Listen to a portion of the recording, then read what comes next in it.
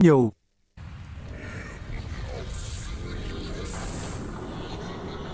Còn mấy anh trai ngoài này thì dù cụt tay, gãy chân nhưng mà đánh đấm vẫn rất hăng say.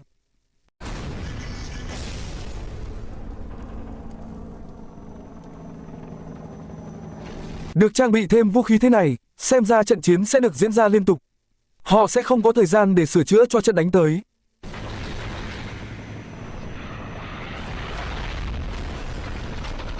Ngon lành cảnh đào luôn anh Titan Cameraman, bây giờ hãy gọi anh ấy là Dương quá, không cần tay mà vẫn cứ choi lóa.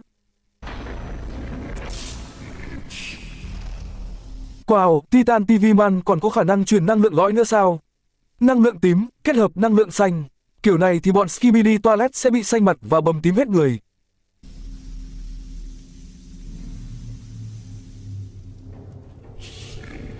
Nhìn anh ấy tràn trề sinh lực như trai 18 luôn anh em ơi.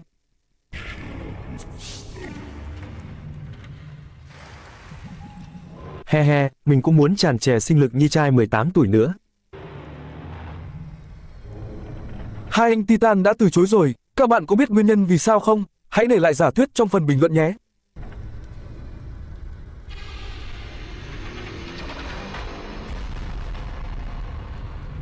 Nhìn anh Titan Speakerman thấy tội quá anh em, tội mà tội chưa xử. Người ta yếu quá rồi mới truyền năng lượng, đây ổng còn lành lặn mà xin nữa, tham ghê.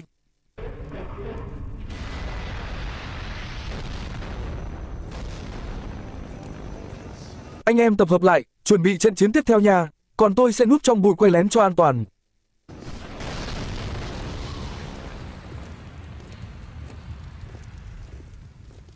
Wow, có cái này, vừa bay vừa quay không khác gì cái live cam luôn, anh em đợi các góc quay bá đạo của tôi nha. Thôi đi ba, lo chiến đấu chứ ở đó quay cái gì. À mà các bạn biết vì sao mình lại đeo tai phone không? Không phải dùng để nghe nhạc đâu nha.